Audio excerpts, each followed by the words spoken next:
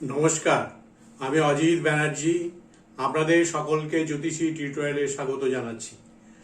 আমি প্রথম ভাগে অ্যাসপেক্ট অর্থাৎ প্রেক্ষা নিয়ে বিস্তারিত আলোচনা করেছি। আর আমি আজকে কৃষ্ণমূর্তি পদ্ধতিতে অ্যাসপেক্ট বিচারের দ্বিতীয় ভাগ নিয়ে আলোচনা করব। এই ভাগে আমি কনজাংশন অ্যাসপেক্ট, অপোজিশন অ্যাসপেক্ট এবং ট্রাইন অ্যাসপেক্ট নিয়ে আলোচনা করব। নক্ষত্রই হলো কৃষ্ণমূর্তি পদ্ধতির আসল কথা। নক্ষত্র ও তার সাপ এই নেই পদ্ধতির সংসার। সনাতন জ্যোতিষ পদ্ধতিতে গ্রহের দৃষ্টি ধরা হয়। মঙ্গল, বৃহস্পতি, শনি ও রাহু একাধিক পূর্ণ দৃষ্টি আছে। অন্যান্য গ্রহদের একমাত্র সপ্তমে পূর্ণ দৃষ্টি আছে, কেতুর কোনো দৃষ্টি নেই। গ্রহের পূর্ণ দৃষ্টি ছাড়াও আরও কম দৃষ্টি আছে, কিন্তু সেগুলি আমরা সাধারণত বিচারের সময় গ্রহণ করি না। মঙ্গল যে রাশিতে অবস্থিত সেই রাশি হতে চতুর্থ, সপ্তম, অষ্টম রাশিতে পূর্ণ দৃষ্টি দেয়। বৃহস্পতি যে রাশিতে অবস্থিত সেই রাশি হতে পঞ্চম, সপ্তম ও নবম রাশিতে পূর্ণ দৃষ্টি দেয়। শনি যে রাশিতে অবস্থিত সেই রাশি হতে তৃতীয়, সপ্তম ও দশম রাশিতে পূর্ণ দৃষ্টি দেয়। রাহু যে রাশিতে অবস্থিত সেই রাশি হতে পঞ্চম, সপ্তম, নবম ও দ্বাদশ রাশিতে পূর্ণ দৃষ্টি দেয়। সনাতন পদ্ধতিতে গ্রহ যে রাশিতে অবস্থান করে সেই রাশি থেকে দৃষ্টি গণনা করা হয়। কোনো গ্রহ রাশির প্রথম দিকে আছে কি শেষের দিকে আছে এবং যে গ্রহের উপর দৃষ্টি দিচ্ছে সেই গ্রহটি রাশির প্রথম দিকে বা শেষের দিকে আছে, তার জন্য দৃষ্টির কোনো তফাৎ ধরা হয় না। অর্থাৎ রাশি থেকে রাশিতে দৃষ্টি গণনা করা হয়। আমি এখানে কৃষ্ণ পদ্ধতির মতে অ্যাসপেক্ট চার্ট অর্থাৎ প্রেক্ষা সারণী দিলাম। এই চার্টে 4টি কলাম আছে। প্রথম কলামে প্রেক্ষার নাম, দ্বিতীয় কলামে কৌণিক দূরত্ব ডিগ্রিতে, তৃতীয় কলামে অর এও ডিগ্রিতে এবং চতুর্থ কলামে এই প্রেক্ষার ফলাফল। 1 নম্বর প্রেক্ষা হচ্ছে কনজাংশন। কনজাংশনের কৌণিক দূরত্ব 0, অর্ব হচ্ছে +-6 ডিগ্রি, ফলাফল শুভ অশুভ। অর্ব অর্থাৎ 0 ডিগ্রি +6 অথবা -6 ডিগ্রি ইত্যাদিতে অর্ব হচ্ছে একটা এরিয়া।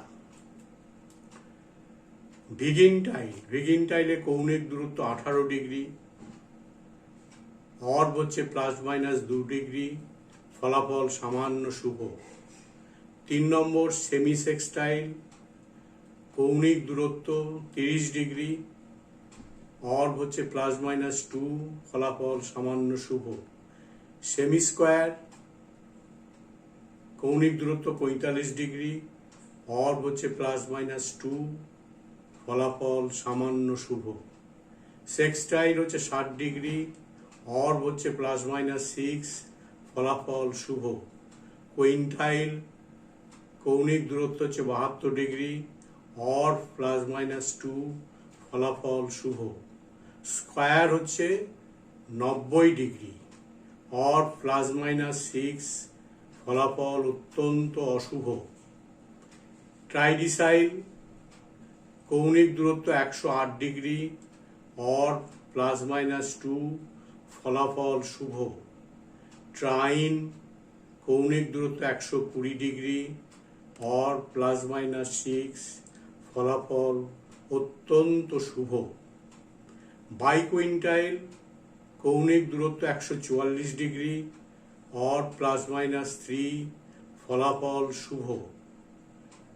কুইনকাক্স, কৌণিক দূরত্ব 150 ডিগ্রি, और +-3 ডিগ্রি ফলাফল অশুভ। অপোজিশন কৌণিক দূরত্ব 180 ডিগ্রি, অর্ব হচ্ছে +-8 ডিগ্রি, ফলাফল অত্যন্ত অশুভ। যেমন ধরুন অপোজিশন ডিগ্রি এর কৌণিক দূরত্ব 180, অর্ব হচ্ছে +-8, অর্থাৎ 100 + 8 = 188, অথবা 180 - 8 = 172। এই এরিয়াটায় অপোজিশন অ্যাসপেক্ট হবে, অর্থাৎ 180 থেকে 8 ডিগ্রি কম হতে পারে, অথবা 180 ডিগ্রি থেকে 8 ডিগ্রি পর্যন্ত বেশি হতে পারে। কৃষ্ণমূর্তি পদ্ধতিতে একটি গ্রহ থেকে আর একটি গ্রহের বা ভাবে কৌণিক দূরত্ব হিসাব করে অ্যাসপেক্ট অর্থাৎ প্রেক্ষা বা দৃষ্টি ধরা হয়। শুভ বা অশুভ গ্রহের দৃষ্টি ধরে ফল শুভ কি অশুভ হবে তা নির্ণয় না করে অ্যাসপেক্ট বিচারে গ্রহ হতে গ্রহ বা ভাবের কৌণিক দূরত্ব অনুসারে ফলাফল শুভ বা অশুভ নির্ণয় করা হয়।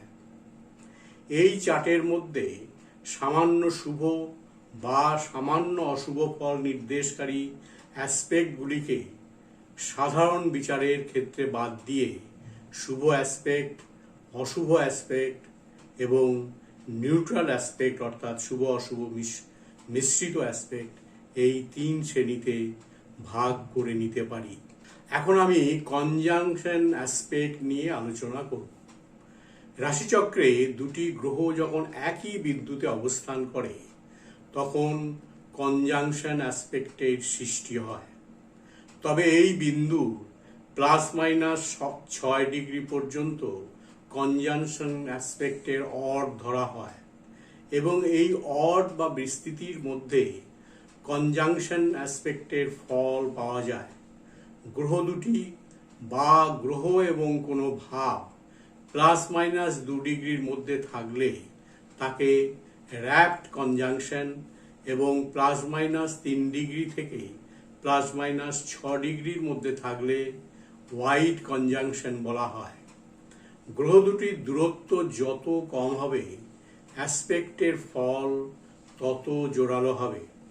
গ্রহ দুটির দূরত্ব অর্বের মধ্যে যত বেশি হবে ফল তত দুর্বল হবে। কনজাংশন অ্যাসপেক্ট শুভ অশুভ দুই হতে পারে। কনজাংশন অ্যাসপেক্টে যুক্ত থাকা গ্রহ দুটির গুণাগুণের মিলিত ফলের উপর অ্যাসপেক্টের ফল নির্ভর করে। কনজাংশন অ্যাসপেক্টের ফল পূর্ব হতে ভালো বা মন্দ নির্দিষ্ট করা হয় না। গ্রহের গুণাগুণ এক্ষেত্রে বিশেষ করে নৈসর্গিক শুভ অশুভ কারকতার উপর নির্ভর করে। সনাতন জ্যোতিষে বৃহস্পতি শুক্র শুভ গ্রহ, রবি মঙ্গল শনি রাহু কেতু অশুভ গ্রহ, কিন্তু পাশ্চাত্য জ্যোতিষে রবিকে অশুভ ধরা হয় না। চন্দ্র এবং বুধের মতো রবিকে সাধারণত নিউট্রাল বা সমগ্রহ ধরা হয়। একটি নিউট্রাল বা সমগ্রহের সঙ্গে একটি শুভ গ্রহের কনজাংশন অ্যাসপেক্টের ফল ভালো হয়। একটি অশুভ গ্রহের সঙ্গে একটি সমগ্রহের কনজাংশন অ্যাসপেক্টের ফল খারাপ হয়। একটি অশুভ গ্রহ এবং একটি শুভ গ্রহের কনজাংশন অ্যাসপেক্ট অশুভ গ্রহের অশুভত্ব এবং শুভ গ্রহের শুভত্ব কমিয়ে মিশ্রিত ফল প্রদান করে। কিন্তু দুটি অশুভ গ্রহের কনজাংশন অ্যাসপেক্টের ফল অথবা দুটি শুভ গ্রহের কনজাংশন অ্যাসপেক্টের ফল যে বেশি অশুভ বা বেশি শুভ হবে তার কোনো নিশ্চয়তা নেই। উদাহরণস্বরূপ বলা যায় মঙ্গল উত্তাপ হঠকারিতা শক্তি ইত্যাদির নির্দেশক এবং শনি শীতলতা নির্জনতা শ্রোতাতার নির্দেশক। এই দুটি অশুভ গ্রহ যখন কনজাংশন অ্যাসপেক্টে যুক্ত হয় তখন এই সকল বিপরীতধর্মী গুণাগুণের সমন্বয়ে চরম ফলের কিছুটা প্রশমন ঘটে, কিন্তু কোনো কোনো সময় দেখা যায় স্বতন্ত্রভাবে মঙ্গলের চরম কারকতার জোরালো প্রকাশ, আবার কোনো কোনো সময় স্বতন্ত্রভাবে শনির চরম কারকতার প্রকাশ। কনজাংশন অ্যাসপেক্ট কোন রাশিতে এবং রাশিটি অগ্নি, পৃথ্বী, বায়ু, জল অথবা চর স্থির দৈত্য রাশির মধ্যে কোনটি, সেটাও দেখা দরকার। উদাহরণস্বরূপ বলা যায় মঙ্গল এবং শুক্রের মধ্যে কনজাংশন অ্যাসপেক্টের ফল একটি অশুভ এবং একটি শুভ গ্রহের মধ্যে নিউট্রাল প্রেক্ষার ফল দেবে, কিন্তু গ্রহ দুটি যদি কোনো অগ্নিরাশি বা কোনো চর রাশিতে বা অগ্নি চর রাশিতে যুক্ত হয়, তাহলে অবশ্যই মঙ্গলের অশুভ কারকতার প্রাধান্য থাকবে। অপরদিকে এই দুটি গ্রহের সংযোগ পৃথ্বী অথবা স্থির রাশিতে অথবা পৃথ্বী স্থির রাশিতে হয়, তাহলে শুক্রের শুভ কারকতার প্রাধান্য থাকবে। এখন দেখব বৃহস্পতি ও শনির কনজাংশন অ্যাসপেক্ট। বৃহস্পতি উদারতা, সামাজিকতা, সেবার কারক গ্রহ।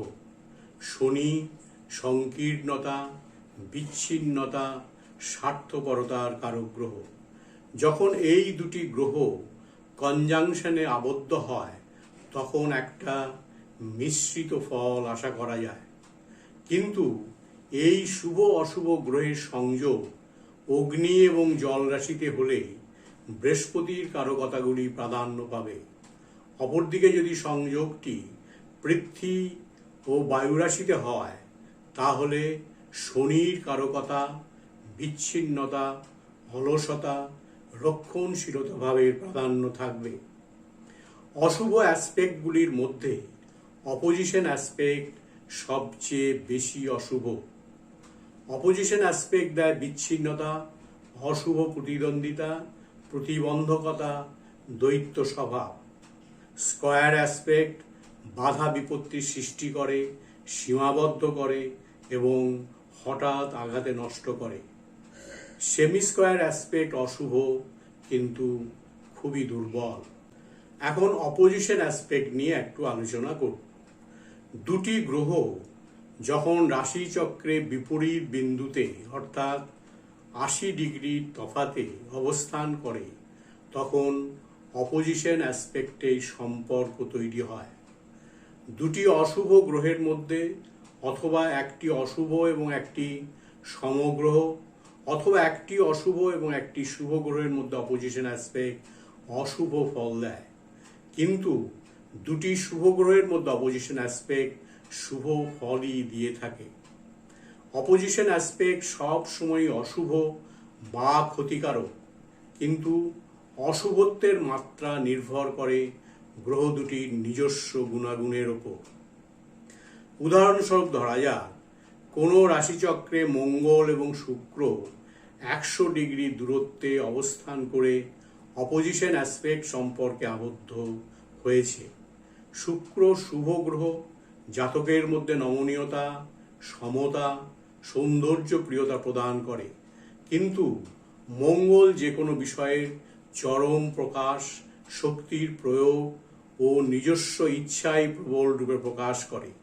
বিশেষ করে যৌনতার ক্ষেত্রে এই দুই বিপরীত ধর্মী মানসিকতায় জাতক বিপর্যস্ত হয় এবং তার ফল অশুভ হয়। এইরূপভাবে শনির অপোজিশন অ্যাসপেক্টে বৃহস্পতির উদারতা, পরিচালন ক্ষমতা, সামাজিকতা, শনির স্বার্থপরতা, বিচ্ছিন্নতা এবং অলসতার দ্বারা প্রতিবন্ধকতার সৃষ্টি করে এবং অপোজিশন অ্যাসপেক্টে থাকাকালীন জাতকের বৃহস্পতির শুভ ফলগুলি লাভে বাধার সৃষ্টি করে। এখন ট্রাইন অ্যাসপেক্ট নিয়ে আলোচনা করব। অ্যাসপেক্টের চার্টে দেওয়া অ্যাসপেক্টগুলির মধ্যে ট্রাইন অ্যাসপেক্ট অর্থাৎ ১২০ ডিগ্রি তফাৎ সর্বাপেক্ষা শুভ হিসেবে ধরা হয়। শুভ গ্রহদের মধ্যে কনজাংশন অ্যাসপেক্ট অপেক্ষা ট্রাইন প্রেক্ষা থেকে আরও বেশি ফল বেশি ভালো ফল আশা করা যায়। সেক্সটাইল প্রেক্ষা শুভ, কিন্তু ট্রাইন অ্যাসপেক্ট অপেক্ষা অনেক দুর্বল। সেমি সেক্সটাইল প্রেক্ষা খুবই দুর্বল। রাশিচক্র বিচারের সময় সঠিকভাবে এবং গুরুত্ব দিয়ে অত্যন্ত শুভ এবং শুভ, অত্যন্ত অশুভ এবং অশুভ প্রেক্ষাগুলির ফলাফলের সমন্বয় করতে পারলে একজন জ্যোতিষী অবশ্যই সঠিক ফলের নির্দেশ করতে সফল হবে। অশুভ অ্যাসপেক্টগুলির মধ্যে অপোজিশন অ্যাসপেক্ট সবচেয়ে বেশি অশুভ। অপোজিশন অ্যাসপেক্ট দেয় বিচ্ছিন্নতা, অশুভ প্রতিদ্বন্দ্বিতা, প্রতিবন্ধকতা, দ্বৈত স্বভাব। স্কয়ার অ্যাসপেক্ট বাধা বিপত্তি সৃষ্টি করে, সীমাবদ্ধ করে এবং হঠাৎ আঘাতে কষ্ট করে। সেমি স্কয়ার অ্যাসপেক্ট অশুভ, কিন্তু খুবই দুর্বল। এখন আমরা অর নিয়ে আলোচনা করব। অ্যাসপেক্টের সঙ্গে যুক্ত আরেকটি বিষয় হলো অর। আমরা জানি প্রত্যেকটি গ্রহের চারিপাশে তার একটি প্রভাব থাকে। গ্রহের খুব নিকটে এই প্রভাব সবচেয়ে বেশি এবং দূরত্ব বাড়ার সঙ্গে সঙ্গে এই প্রভাব কমতে থাকে। যে দূরত্ব পর্যন্ত গ্রহের চারপাশে প্রভাব কার্যকরী থাকে তাকে অর বলা হয়। প্রত্যেকটি অ্যাসপেক্টের নির্দিষ্ট বিন্দুতে, অর্থাৎ একই ডিগ্রি মিনিটে পৌঁছবার আগে যেখান থেকে অ্যাসপেক্টের প্রভাব শুরু হয় তাকে অ্যাপ্লাইং অর, এবং নির্দিষ্ট বিন্দুতে পৌঁছবার পর যে পর্যন্ত অ্যাসপেক্টের প্রভাব থাকে তাকে সেপারেটিং অর বলা হয়। উদাহরণ হিসাবে বলা যায়, অপোজিশন অ্যাসপেক্টের ক্ষেত্রে নির্দিষ্ট বিন্দু, অর্থাৎ 180 ডিগ্রির 8 ডিগ্রি আগে অ্যাপ্লাইং অর এবং 8 ডিগ্রি পরে সেপারেটিং অর হবে। অ্যাপ্লাইং অ্যাসপেক্টের গুরুত্ব সেপারেটিং অ্যাসপেক্টের অপেক্ষা বেশি, বিশেষ করে হোরারি জ্যোতিষ বিচারে। আমরা অ্যাসপেক্ট চার্টে দেখেছি যে ট্রাইন অ্যাসপেক্ট অত্যন্ত শুভ, কিন্তু দুটি অশুভ গ্রহ শুভ ট্রাইন অ্যাসপেক্টে থাকলে সব সময় শুভ ফল লাভ হবে এটা ঠিক নয়। উদাহরণস্বরূপ, কোনো রাশিচক্রে কন্যা লগ্ন সাপেক্ষে শনি মেষ রাশিতে 25 ডিগ্রি 30 মিনিটে অষ্টম ভাবে এবং রাহু সিংহ রাশিতে 26 ডিগ্রি 50 মিনিটে দ্বাদশ ভাবে অবস্থান করছে, তাহলে রাহু শনির ট্রাইন অ্যাসপেক্টে যুক্ত। কিন্তু এটা মনে রাখতে হবে, শনি ও রাহু দুটি নৈসর্গিক অশুভ গ্রহ এবং তারা অবস্থান করছে অষ্টম এবং দ্বাদশ ভাবে। অর্থাৎ মেষ রাশির অধিপতি মঙ্গলের গৃহে অষ্টম ভাবে শনি এবং রাহু রবির গৃহে দ্বাদশ ভাবে। তার জন্য ফল ভালো আশা করা যায় না। এই শুভ ট্রাইন অ্যাসপেক্ট কোনোভাবেই পূর্ণরূপে শুভ ফল দেবে আশা করা যায় না। অনুরূপভাবে দুটি নৈসর্গিক শুভ গ্রহ শুভ রাশিগত হয়ে শুভভাবে অবস্থান করে যদি জোরালো অশুভ অ্যাসপেক্ট যুক্ত হয় তাহলে তারা সম্পূর্ণরূপে অশুভ ফল দেবে সেটা বলাও যায় না।